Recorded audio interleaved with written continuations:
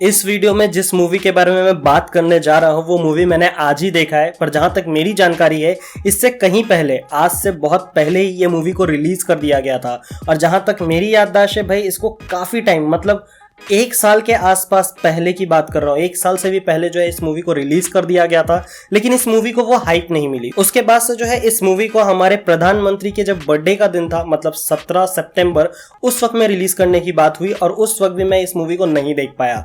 Finally आज का दिन फ्री था तो मैंने इस मूवी को देखा और देखने के बाद यार दिल से एक ही चीज निकली है कि इस स्टोरी में जो स्टार्ट टू एंड दिखाया गया है वो 2014 तक की कहानी है। 2014 से पहले जो भी हमारे प्रधानमंत्री साहब थे, क्या वो सभी चीजें हमारे जो प्रधानमंत्री जब सीएम थे, जो चीजें उन्होंने उस वक्त में की, क्या वो इस वक्त करना इतना मुश्किल हो रहा है कि लोग हर वक्त कहते हैं कि मोदी जी बहुत ही ज्यादा मासूम है। देखो सच बताऊं तो सबसे पहले स्टोरी के ऊपर मैं बात करूंगा, उसके बाद से जस्ट लाइक अ मूवी, जो मूवी एक होती है उसके हिसाब से मैं बताऊंगा कि ये मूवी मुझे कैसी लगी है। अगर आप चैनल पे नए हो तो चैनल को सब्सक्राइब कर लो, वीडियो को एंड तक जरूर देखना। और हाँ, आपको हो सकता है कि इसमें जो भी चीजें बताई गई है वो 2 अलग अलग हिस्सों में बट जाए, एक नेगेटिव में एक पॉजिटिव में।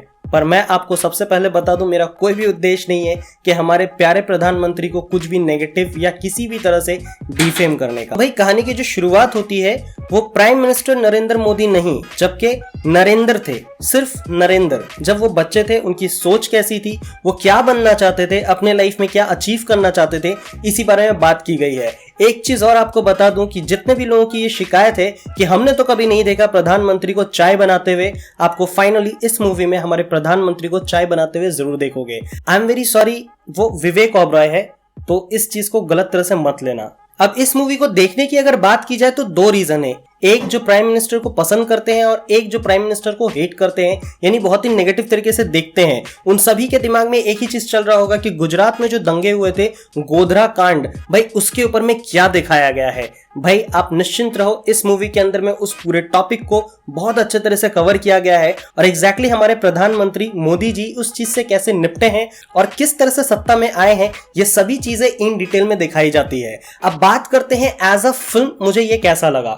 सच बताऊं तो जितने भी प्रधानमंत्री के भाषण थे, जितने भी स्लोगन थे, उन सभी स्लोगन को जो है बहुत ही अच्छे तरीके से जो है एक म्यूजिक में पिरोया गया है और जिसको सुनने के बाद आप कहोगे कि क्या बात है यार, सुन के मजा आ गया। जैसे कि ये देश नहीं बिकने दूंगा, मैं चौकीदार हूं। इसके अलावा और भी बहुत सारे स्लोगन हैं जो कि आपने आज तक पिछले 7 सालों में सुने होंगे। उन सभी स्लोगन का मीनिंग निकाल करके बताया गया है कि कब, किस वक्त, कहां पे ये स्लोगन इजाद हुआ, मींस कब वो सामने आया। तो इस चीज को देखने का मजा ही अलग था मेरे तरफ से।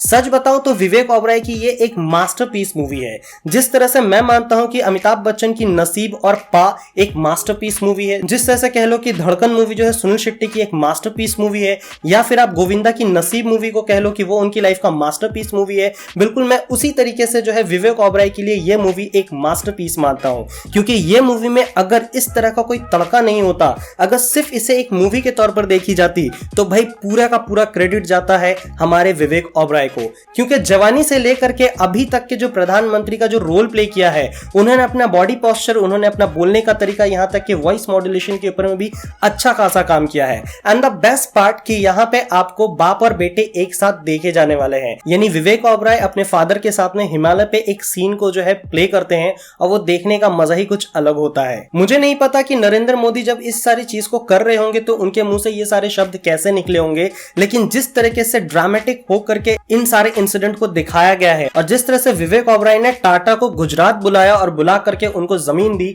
वो देखने लायक रहता है। जिस तरह से वो डायलॉग मारते हैं कि वो डिसीजन ही नहीं होता जो 1 मिनट में ना लिया जाए, भाई ये भी काफी दमदार सा लगता है। ओवरऑल अगर बात की जाए तो इस मूवी की सिनेमेटोग्राफी या फिर बैकग्राउंड म्यूजिक की बात की जाए, मेकअप की बात की जाए, या फिर डायलॉग लिखने या डायलॉग डिलीवरी की बात की जाए, सभी कुछ 100 आउट ऑफ 100 मिलना चाहिए। मेरे साथ वैसे एक प्रॉब्लम बार बार हुई कि जब मैं मूवी को देख रहा था और जब मैं विवेक ओबरॉय को देख रहा था, तो कुछ देर के लिए मैं भूल जा रहा था कि ये विवेक ओबरॉय है। बार बार दिमाग में बस एक ही चीज चल रही थी कि ये भाई हमारे प्रधानमंत्री है और ये खुद लाइव इंटरव्यू दे रहे हैं। वैसे लाइव इंटरव्यू से याद आया, इनके साथ में जो अभी शाह है, मतलब अमित शाह जी, वो इनको कैसे मिले वो भी देखने लायक रहा है। और इन दोनों की जोड़ी को जय और वीरू की जोड़ी बताई जाती है। मतलब ओवरऑल अगर मूवी की बात की जाए तो हर एक चीज को, जितनी भी सिचुएशंस है ना, उन सभी सिचुएशन को बहुत ही आराम से बैठ करके लिखा गया है, ताकि जब आप देखने के लिए बैठो तो आपको बहुत ही ज्यादा रियलिस्टिक फील हो, और वो फील करवाने में कहीं पे भी चूकती नहीं है ये फिल्म। मुझे नहीं पता इस मूवी को क्यों MX प्लेयर में फ्री ऑफ कॉस्ट लाया गया है। मुझे जहां तक लगता है कि इस मूवी को जो है ज्यादा से ज्यादा लोगों तक पहुंचाने के लिए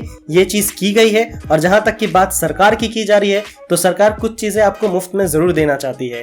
आपने अगर ये मूवी देखा तो आपको कैसा लगा इस बारे में कमेंट सेक्शन पे जाकर के जरूर बताना।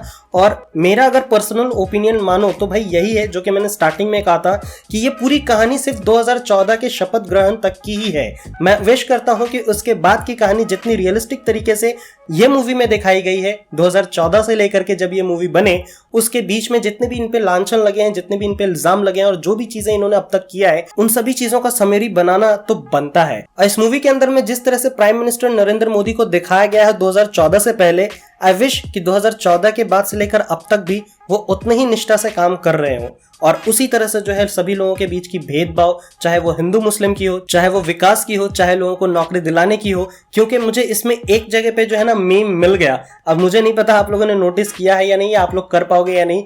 मैं बता रहा हूं उस टाइम की बात जब नरेंद्र मोदी को कहा गया था कि 1000 लोग लेकर के, और उन्होंने कहा था कि अगर मेरी बात सुनोगे तो सभी के अकाउंट में जो है 150 रुपए आ जाएंगे। अभी जो है तुम्हारा राशन पहले 12 रुपए में भरता था, अभी 32 रुपए में भरता है। और वही सेम भाषण जो है आज भी चल रहा होता है। मुझे नहीं पता कैसे क्या कहना चाह रहा हूं और लोगों तक वो पहुंच पा रहा है या नहीं। I am very sorry. That's it from my side. What's your take? Please do comment. मिलता हूं नेक्स्ट वीडियो में, तब तक के लिए बाय बाय।